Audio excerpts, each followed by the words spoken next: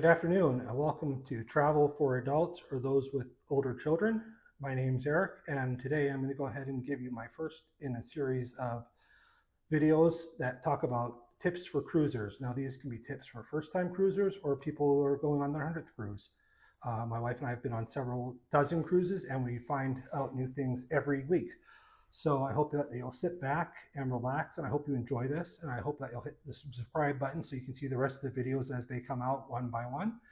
Um, I'm going to talk about various things such as the type of cruising, the type of size of ships, etc., so that I can help you find your cruise line that you want to cruise with.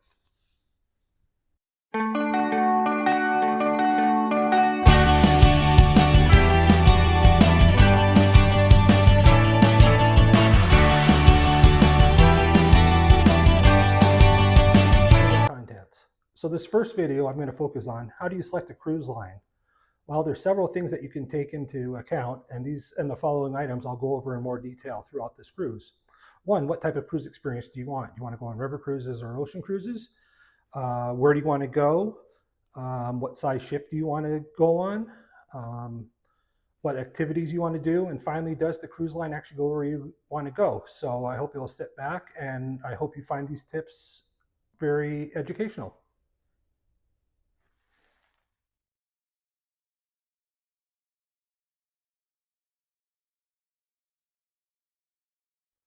So the first item we'll discuss is what type of cruise do you want to take? Do you want to take an ocean cruise, a river cruise, or even an expedition cruise?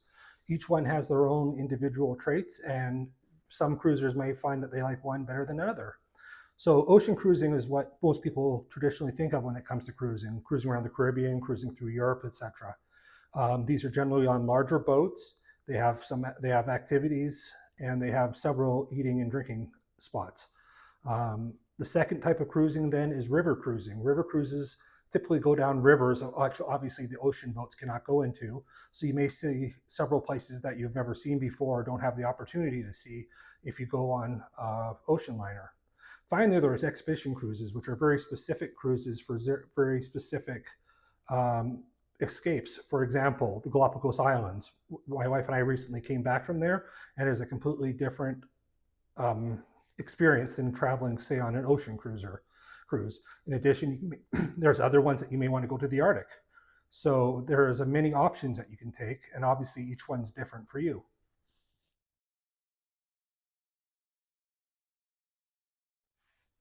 So one of the next big items is, does the cruise line actually go to where you want to go? Some cruise lines are very specific in areas that they travel, and others travel globally.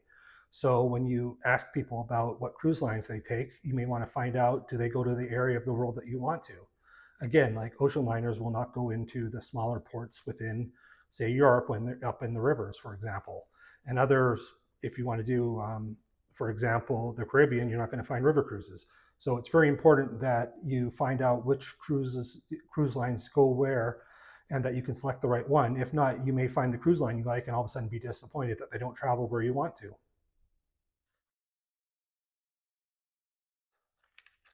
Perhaps one of the biggest influences on which cruise line you want to take, it may be the cost of the cruise. Some cruise lines are fairly budget oriented, while as others you can spend thousands of dollars per day and night per person on the cruise lines. So your budget's going to play a key part in which cruise line you can select. If money's no object, there are some 5-star hotel equivalent cruise lines. If your budget is more of a concern, then there's more ships that will have different cabins at a lower price point for people. So another thing that may play into your decision is what size of cruise ship do you want to go on? There are some cruise lines now like MSC and Royal Caribbean that have ships that carry 6,000 to 7,000 people. Some people find this is enjoyable as they offer many more activities on these type of ships. However, some people want a more intimate experience. For example, when my wife and I went to the Galapagos recently, we were on a ship with 38 people. The crew really got to know you and got to know exactly what you want. However, there were less things like entertainment and limited restaurant options. Another reason that you may want to do with one of the in-between size ships is that they go to different destinations. Some of the 300 to 600 person ships, such as Azamara, Oceania, Silver Sea, Regent Seven Seas, go to different destinations that you'll never get to go to on the larger cruise liners, partly because they have to park out in the bays as opposed to and tender you in versus parking right in the port. Um, Again, larger ships like Royal Caribbean, Carnival, MSC are going to have much more experiences. You're also going to find those ships will also have many more kids as they are more family oriented, and that they also have a lot more activities and like arcade equivalent games. Um, Norwegian Cruise Lines has go kart track. Royal Caribbean has everything in the world on them. Carnival has a great kids club.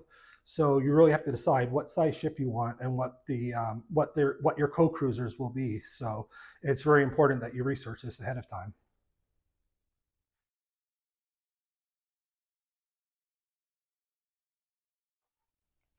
My final piece of advice is to go out and do research on your own. Go out and read reviews on TripAdvisor and Cruise Critic. Go ahead and watch YouTube videos. I would watch from a variety of sources. Travel agents put together high quality YouTube videos that are professionally shot. However, you have to remember travel agents are receiving commissions from cruise lines, so they're liable to push you towards a cruise line that maybe pays a better commission or has a special deal going on for them right now. Some of the YouTubers also get reimbursed from some of the cruise lines for shooting YouTube videos. I don't right now, but it's always an important thing to know. I would look at several different lines of research. I would talk to people who've been on the cruise lines, and then you have to make the decision. What's most important to you? Again, is it cost? Is it size of the ship? Is it the destination? Is it the journey? Is it activities? And only you can tell yourself that because everyone is different.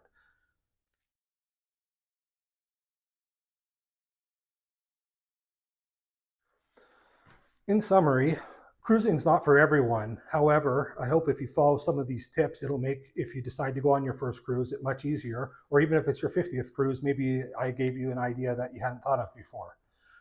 Again, everyone is different. Some people absolutely love cruising and want to do it every week. Some people prefer resorts, and some people just prefer doing things on their own. Again, on a cruise line, you're going to be told what to do more often than you are on a trip on your own, and it's much more structured. Obviously, the cruise ship is going to be in port for a certain amount of time, and you have to get on and off when that cruise ship is in port. So again, everything comes down to your own personal preferences. I hope I gave you some ideas to think about, and I hope that you enjoyed this video. And if you did, please hit subscribe and like, and you will continue to see more cruise tips over the next few weeks. Thank you.